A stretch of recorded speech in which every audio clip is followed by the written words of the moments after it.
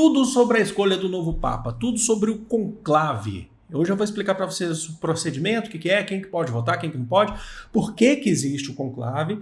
A gente já fez um vídeo falando sobre os impactos do novo Papa, então a gente vai falar também um pouquinho sobre alguns candidatos, prováveis candidatos, tá bom? Então é isso, a gente vai saber fumaça branca, fumaça preta, o que é que significa isso. Já vou abrir aqui a tela para vocês, deixa eu baixar um pouco o microfone, porque senão ele fica na frente da minha boca. Eu sei que isso não é tão legal assim. Então, primeira coisa, o que é o conclave? A primeira origem da palavra. Do latim significa conclavis, significa com chave. Sabe algo que é trancado? É isso. Significa que os cardeais estão confinados, tá? Os cardeais estão confinados por um período, alguns dias, entre 4 e 5 dias, para a escolha do novo Papa. É assim, não vai sair nenhuma informação lá de dentro até que se tenha a escolha do novo Papa, até que se tenha aquela fumaça branca, certo? Então, do latim, conclaves, né? É uma reunião de cardeais da Igreja Católica que se reúnem na Capela Sistina para a escolha do novo Papa. Isso aí, claro, acho que para todo mundo, isso aí todo mundo sabe, né?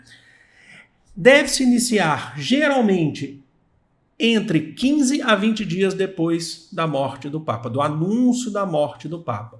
Tá? Porque o processo da morte do Papa, você sabe, é um processo lento. Não é simplesmente assim, o Papa morreu hoje, aí de manhã, aí à noite já estão sepultando ele. Não, ele é aberto para visitação, o corpo é preparado, tem todo um cerimonial para isso. Você sabe, você tem as visitas, as viagens, os líderes políticos que viajam, outros religiosos também que viajam. Então é um processo lento. Geralmente isso não é uma regra. Acontece entre 15 e 20 dias depois do anúncio da morte do antigo Papa. Tá bom? Vamos lá. Como foi criado o conclave? O conclave foi criado pelo Papa Gregório X, tá? Lá no final da Idade Média, no ano de 1274. E por que ele foi criado? Porque você teve a morte, alguns anos antes, se eu não me engano, 1268 ou 69, a morte do Papa Clemente IV. E aí na escolha do novo Papa demorava demais, porque era assim, não era algo organizado, não era algo protocolar, não era algo burocrático. Era assim, os cardeais, o alto clero se reunia e lá eles iam tirar a escolha desse novo Papa. Mas assim, não era passada nenhuma informação para o povo, não era passado nada. Assim, na hora que eles escolherem, beleza. E demorava demais, às vezes demoravam meses para a escolha do novo Papa, porque você tinha debates ali dentro do alto clero, isso na Idade Média. E as pessoas, principalmente falando da Europa, você tem uma maioria cristã, católica, certo? Dada a influência da Igreja Católica na Idade Média, as pessoas passavam a ficar impacientes, inclusive nobres ficavam impacientes, que queriam saber como que a política ia funcionar por causa da representatividade da igreja, da política, do feudalismo da Idade Média. Então, foi estabelecido que ia ser um processo que, ainda que lento para os nossos olhos, para a gente hoje, que a gente acha que é lento, vai demorar 15 a 20 dias, depois demoram 5 dias e tal, ainda que lento, era mais rápido e era assim, pelo menos você já sabe que vai durar, que não vai passar de tal período. Porque naquele tempo duravam semanas, meses, entendeu? Então, assim, como uma forma de organização, é uma questão organizacional da Igreja Católica, tá bom? Agora, quem que pode votar e também ser votado? Tá? Há quem diga que qualquer pessoa católica, tal, com cargo eclesiástico, até padres podem ser eleitos papas, mas no geral isso é mais na teoria. Na prática não é assim que funciona. Geralmente são os cardeais. São 135 cardeais de 71 países. 135 cardeais de 71 países diferentes. Geralmente esses cardeais ou eles vivem e trabalham no Vaticano, ou eles são cardeais que vivem e trabalham em outros países também. Tem muitos fora do Vaticano, tem muitos dentro do Vaticano. Esses cardeais, geralmente, eles são nomeados cardeais, né? Tem cargos, inclusive, do Vaticano, são nomeados pelo Papa, certo? Então, muitos aqui que a gente fala, que são próximos ao Papa Francisco, são porque foram nomeados pelo Papa Francisco. Outros são nomeados lá atrás também, entenderam? O novo Papa, né, geralmente então é um cardeal que tem que ter menos de 80 anos. Por isso, se tiver um cardeal acima de 80 anos, ele já não pode. Por conta do tempo, para ter uma gestão do Papa, tá? Que você tenha um mínimo. Vou dar um exemplo para vocês. A gente viu, por exemplo, o Bento XVI foi pouco, né? Mas ele renunciou. O Francisco, ele teve mais de 10 anos, 12, 13 anos, certo? Então, assim, imagina só se ele tivesse nessa situação recente, atual dele, sendo candidato a cardeal. Ia durar muito pouco, você ia ter que ter um novo processo de conclave e tal. O João Paulo II ficou muito tempo como Papa. Então, inclusive, eu nasci, o Papa era o João Paulo II, nasci em 1982, e foi até 2004 com o João Paulo II, então durou bastante. Por isso que eles tentam pegar uma idade que tem que ser abaixo de 80 anos de idade, certo?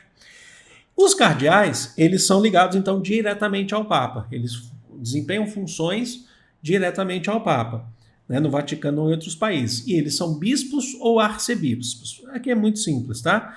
Então, por exemplo, quando você fala em bispo, é um líder de uma diocese de tal cidade, de tal região. E um arcebispo, ele já é um pouco maior. Ele é um líder de uma arquidiocese, que uma arquidiocese pode conter várias dioceses. Entenderam? Então, o arcebispo, ele cuida, ele é líder de uma gama maior de dioceses. Ele cuida do âmbito maior. Então, geralmente, são bispos ou arcebispos. Aí, os que têm o direito ao voto, que são escolhidos, vão para o Vaticano para participar desse processo de eleição. Que mais? O eleito, ele precisa não pode votar em você mesmo, o bispo, o arcebispo, o cardeal não pode votar nele mesmo, tá?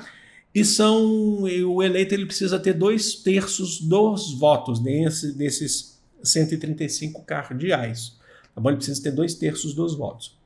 Como é que funciona? Eles dão geralmente de 4 a 5 dias para essa votação. Se foi ali, já bateu logo de cara, que vão ser, então, não é uma briga, tá, de esquerda, direita, mas você tem alguns que têm posturas diferentes, tal, alguns são mais progressistas, outros não, são mais conservadores, mas acho que é importante destacar isso, que o cardeal, o novo Papa, ele é escolhido muitas vezes por uma questão política de acordo com os interesses da igreja. Vamos dar um exemplo. O Papa Francisco, ele foi escolhido em um período onde havia mais descrença na igreja, e ele conseguiu, através da sua escolha, atrair mais pessoas, por exemplo, que estavam descrentes porque viam mais humanidade na questão do Papa Francisco. Ao mesmo tempo, outras pessoas que não pensavam assim se distanciaram, ou se não se distanciaram, ficaram ali fazendo críticas, né? Inclusive, até hoje, você tem gente aí, por causa da morte do Papa Francisco, chamando ele de comunista. Não tinha nada de comunista, mas falando que o Papa Francisco morreu, que era um comunista. Tem gente comemorando, inclusive, né? Enfim, precisa de ter 2/3 dos votos. Se não for na primeira votação, detalhe, os cardeais ficam lá confinados. Se não for escolhido na primeira votação, sobe a fumaça preta. Sobe a fumaça preta. Significa o quê? Votação não deu certo. O que é essa fumaça preta? É a votação das cédulas. As cédulas de votação, o voto é secreto, tá, entre os cardeais. Eles depositam numa urna. Não deu 2/3 dos votos, esses votos são queimados com um componente químico que lança aquela fumaça preta para o público. É sempre mostrando para o público, ainda não deu. Por conta daquela tradição que a gente falou lá da Idade Média, lembra? O povo fica ansioso, esperando. Então deu, não chegamos, né, no consenso. Beleza? Quando é fumaça branca, significa que foi escolhido um novo Papa. E aí ele vai sair lá na varanda para mostrar para todo mundo quem é. Aí os aparelhos de TV já começam a procurar o histórico dele, quem é ele, confirmou, não confirmou e por aí vai. Mas vamos lá, não acertou, não deu, não foi escolhido esse novo Papa. O que acontece? Você vai começar a ter votações nos próximos dias. De manhã, é sempre de manhã e à tarde, até ser escolhido. No geral, não passa de 4 dias. Tá? É comum você ter a fumaça preta para não ter o consenso. Tá? E aí, assim, mas entre o conclave, você tem também missas, você tem reuniões. Então não é simplesmente assim, vai lá e vota e pronto, acabou, tem que ser rápido. Você tem reuniões, é uma questão política. Tá bom?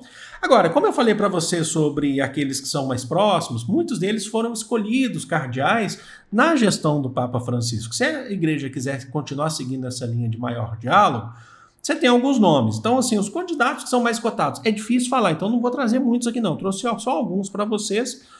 Por quê? Porque não dá para saber. Não dá para saber, afinal de contas, olha só, conclave, conchave, eles são confinados, tá? Então, ó, o Jean-Marc Aveline, que é o arcebispo de Marselha, francês, né? Ele é próximo, eu coloquei o próximo aqui, próximo, a Francisco, e ele é... Nossa, eu escrevi tudo errado aqui, agora eu vou ter que corrigir, pera aí. Falei, não vou corrigir sim. Tá bom.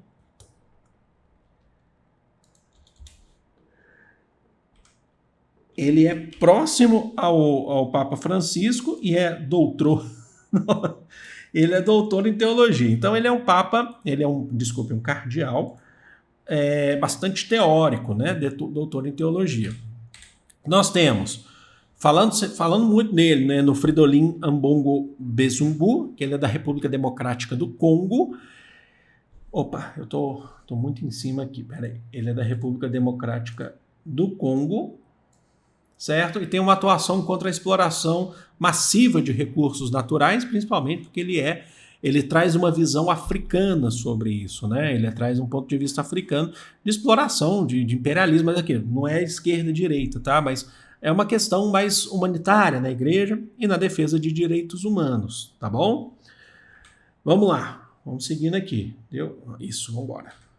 Nós temos, esse aqui é o preferido por muita gente, mas falar em preferido não significa que são pessoas de fora, eu, você, muitas pessoas, não significa que vai ser, tá? Esse aqui é o Luiz Antônio Goquim Tagle, que ele é das Filipinas, ele é apelidado aí como o Francisco Asiático, ele foi nomeado pelo Papa Francisco também, e ele tem uma preocupação grande, né? A atuação dele vem como preocupação aos mais necessitados, principalmente os imigrantes mais pobres. Então, seria levando aí uma linha franciscana também. Nós temos um que é italiano, esse aqui é o último que eu trouxe aqui, mas ele é o Pier Battista Pizzaballa. Ele comanda o Patriarcado Latino de Jerusalém, acho que é importante destacar isso, né?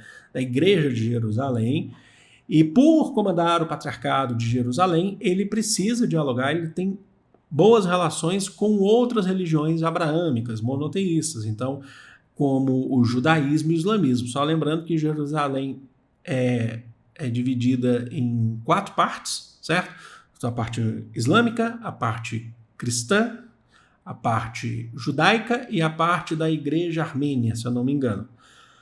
Então, ali você precisa ter essas relações. E ele, inclusive, ele é um defensor da paz no Oriente Médio, então, em relações ele é italiano, mas ele mora, né, ele é do Patriarcado Latino de Jerusalém, e ele tem essas questões inclusive nessa guerra Hamas e Israel, ele era um dos defensores da paz, da troca de reféns e por aí vai. Tá bom? Eu trouxe alguns, existem outros que são mais conservadores, nos Estados Unidos tem alguns que são progressistas, outros conservadores também. Não dá pra gente ficar batendo aqui, porque assim, pode ser que de repente na hora que sair a fumaça branca lá, não seja nenhum desses que eu trouxe aqui para vocês. Eu só tô querendo trazer alguns exemplos e explicar como é que funciona essa questão política, de necessidade e tal. Enfim, é isso. Vou ficando por aqui, o que vocês acham disso? Deixa aqui nos comentários que eu quero saber. E não deixe de curtir esse vídeo porque ajuda demais a gente aí continuar crescendo. Também me sigam nas redes sociais e nas plataformas de streaming, porque eu faço live de jogos, tá? Tá aqui na descrição para vocês. Vamos lá e troca ideia também. Vou ficando por aqui, amo vocês de coração, um grande beijo. Fui!